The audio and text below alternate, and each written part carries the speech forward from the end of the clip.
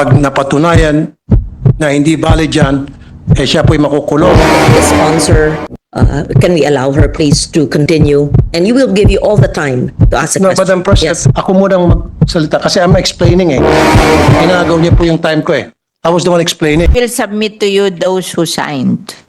But right now, Kasi pero ho yan, I'm warning you that yan, majority wins. Di ba? Kahit na hindi pumirman lahat, kung majority pumirma, panalo yun. Alam nyo, miski eyepiece, naaano din yan eh.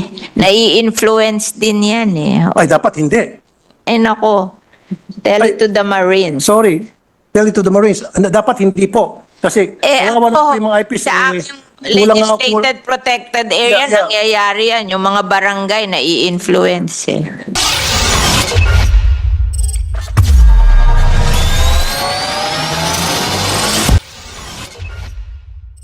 Now, last but not the least, ito na po yung sinasabi niyo kanina.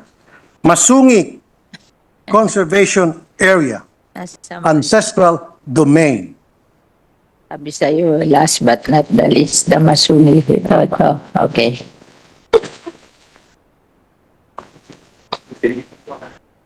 Bakit po pinayagan ang isang wind farm na magtayo doon po sa Masungi Conservation Area na meron pong ancestral domain issue? Talaga pong there's something wrong with the contract with Masungi. Kasi hindi ho pwede yung perpetual. No, I'm not sorry. Let me interrupt. Para hindi na masayang oras natin. I'm not talking about Masungi Foundation. I'm not talking. Mamaya na po natin pag-usapan yon later. What I'm talking is just the Masungi Conservation Area. Not the foundation. So, despite the fact na ito po ay declared as ancestral domain at meron pong nagkiklaim ng mga IPs at under proclamation number 1636, it was declared as a sanctuary, wildlife sanctuary and game preserve at hindi po dapat pwedeng panghimasukan ng anumang commercial activities, explorations, exploitations, etc. Dahil marami po mga ibon dyan at mga halaman na endemic po sa Pilipinas. In 2020, a proposal to measure the potential of wind energy was given to us by the family of CCS. Yes, you measured them.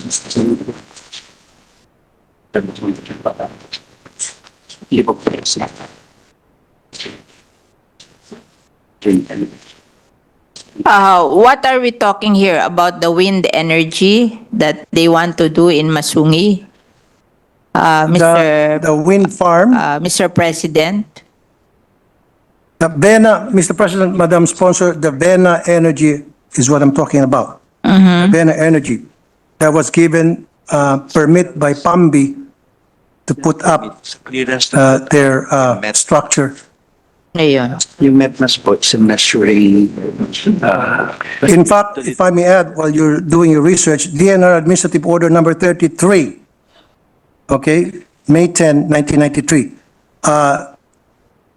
Masungi Rock and its vicinity specifically bounded by longitudes 121 degrees, 17 degrees to 121 degrees, 21 east, west, anyway, etc. It says here, declared a strict nature reserve and wildlife sanctuary in accordance with the provision of RA 7586, otherwise known as National Integrated Protected Area System Act of 1992.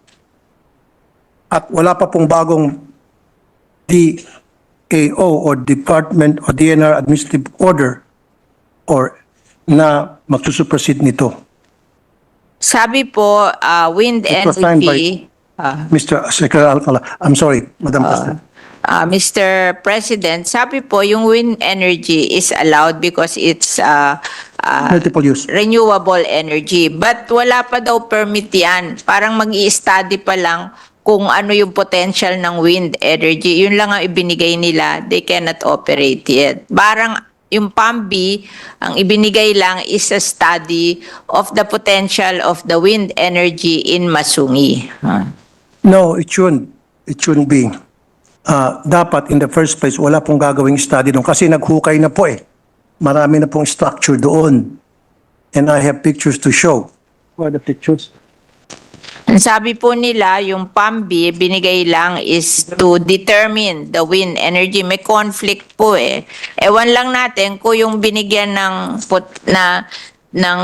permit to measure the potential of wind energy, kung dinisobey nila na nagawa na sila doon. Pero it is based on a study lang.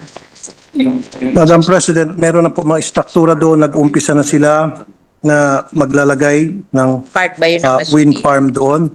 Yung nilagay daw po doon, hindi part ng Masungi, sa Pililya daw yon. It's not part of the legislated protected area. Yung Yes. pinaglagyan ng mga improvements na yon. It's beyond the legislated protected I'll area. help you, Madam Sponsor. What happened was, ginamit ng PAMBI yung Section 25 ng Republic Act 11038, INIPAS 2018 as amended. What does it say doon po sa Section 25? Special uses with protected areas. Assumption yun.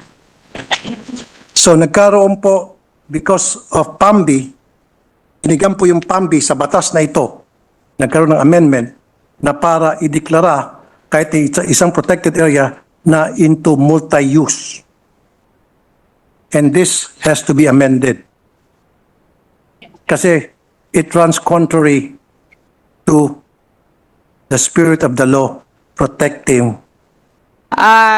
They want Our to environment. study and investigate what happened because of your contention.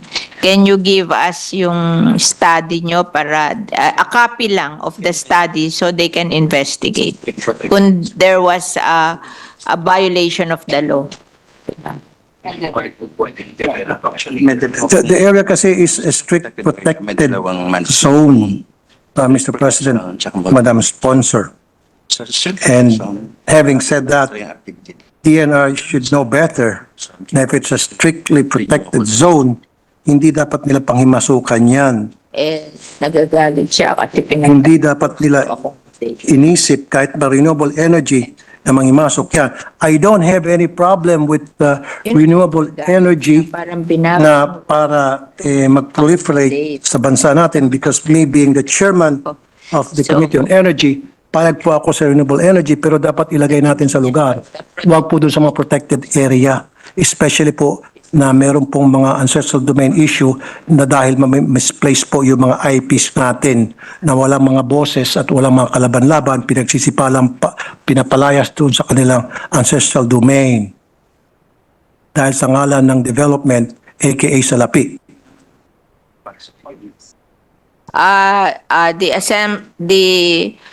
The point of view of the DNR is in every protected area there is a place for strict implementation of the law.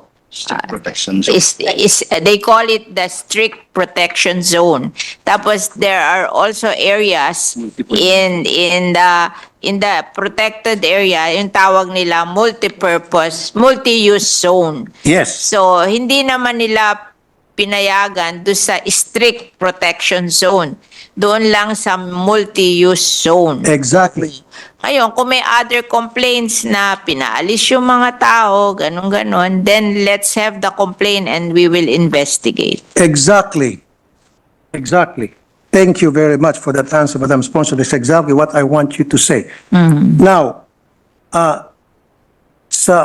ang nangyari kasi, nagkaroon po ng multi-use zone, classify po ng DNR using Section 25 of the e-NIPAS law as amended 2018 from Republic Act 7586 of the NIPAS Act of 1992.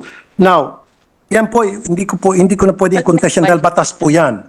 Okay? I will not contest. However, nakasaad dito, para ang PAMBI ay payagan na mag-classify na multi-use sa isang strictly protected area, kailangan, ito na po yung minention nyo kanina, Madam Sponsor, members of the PAMBI board, which consists of DNR Regional Director, Governor, senator of the Republic of the Philippines who is duly registered resident of the province.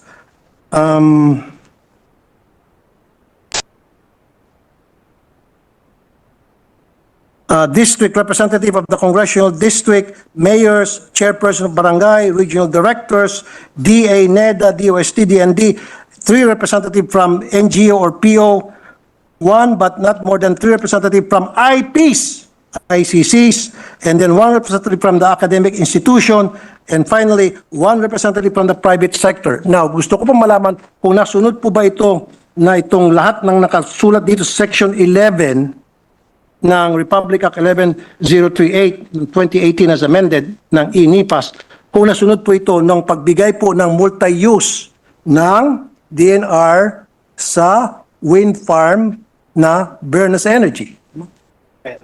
Bena Energy. Kung nasunod po. Nandyan daw po lahat yan nung magbigay ng permit. Well, can I see the list kung sino tong 11 na ito na pumayag na Yeah, we will ma-exploit po yung ating environment doon po sa Masungi? Sa amin, yun nga mga local, mahilig. I need the list of those people na pumayag na i-exploit natin itong tinatawag nating Masungi Conservation Area na which is declared as a strictly protected area. So itong 11 members na nag-sign, members of the board sa PAMBI allowing exploitation Local government. of Masungi, I need a list of those people and their signatures. And very important to me is yung pong IPs. Meron po bang pumirma na IPs? Meron ba? Meron. I need a list and I need the They will submit to you those who signed. what? But right now, Kasi pero ho yan, I'm warning you that yan, majority wins. Di ba? Kahit na hindi pumirman lahat, kung majority pumirma, panalo yun. Oh. I know. Pero ang selection process ninyo, kailangan meron pong IPs. Ayun, doon. pina-follow. Kaya nga, paano po sinelect yung IPs? May I know? Oh. From the experts? Baka hindi naman pumirma yung eyepiece. Alam nyo, miski eyepiece, naaano din yan eh. Nai-influence din yan eh. Ay, dapat hindi. Ay nako, tell it to the Marines. Sorry. Tell it to the Marines. Dapat hindi po. Kasi, kawawa na po yung mga IPs. sa aming legislated protected area, nangyayari yan. Yung mga barangay nai-influence eh. Kawawa naman po yung mga IPs. Kulang nga po sa pinag-aralan, kulang po sa kaalaman. And then, i-exploit po natin because we're saying na madali silang ma-influensyahan. Dapat we try to help them to make sure na they will not be easily influenced so that gagawin po nila kung anong tama para sa kanilang proteksyon. Oo nga, hindi siya maniwala na yung IPC pumirma. Kaya huwag mo na sabihin sa akin, ako alam kong pwede yun, pero siya ayaw niya. Kaya isigay niyo na lang kung sino yung pumirma. Diba? I'll help you. Would you mind if I'll help you? Yeah, you're very welcome, Mr. Okay. President. Kasi bago po mapili ang isa o dalawa o tatlong IPs na sumama po sa PAMBI sa selection process. Number 1, dumadaan yan sa Indigenous Political Structure or IPS. Okay? Ano po yun? It consists of tribal leaders that have exclusive right na para magpadala po ng representative nila kung hindi sila mismo ang sumama doon sa PAMBI. Number 1. Number 2, dapat dumadaan po sa tinatawag na FPIC, Free and Prior Informed Consent. Process ito na ipapakita na itong IPs were not coerced and were not influenced, just like what the good sponsor said na madaling na influence. Kaya nga po mapasok itong proseso to make sure na hindi po sila na-influence, hindi po sila na-coerce. Ito po yung FPIC. And finally, evidence to 1 and 2 I mentioned, dapat may certification precondition or CP, documents from NCIP, pirmado na nagkaroon ng tamang proseso at pumayag ang IPs community. In the absence of these 3, then invalid po yung pag-recruit nyo ng IPs para maging member ng PAMBI's board.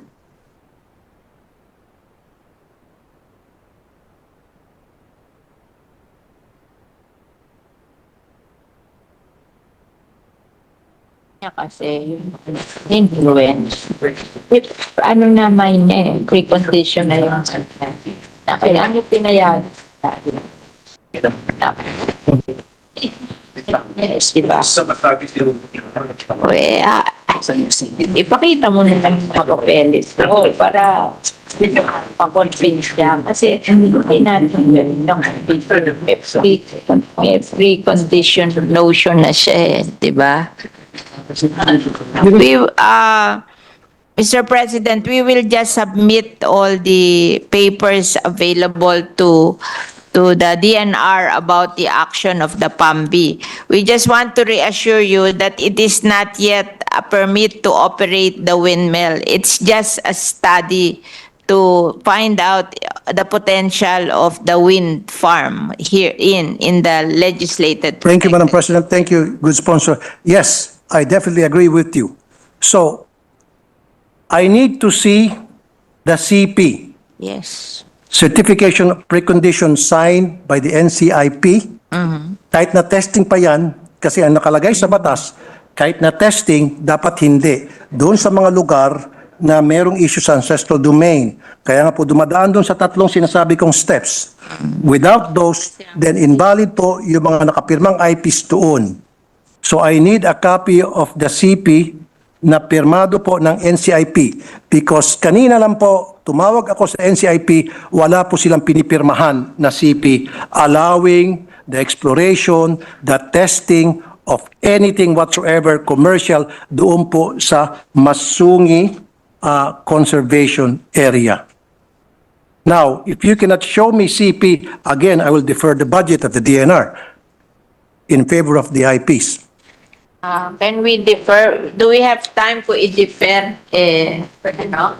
Wait.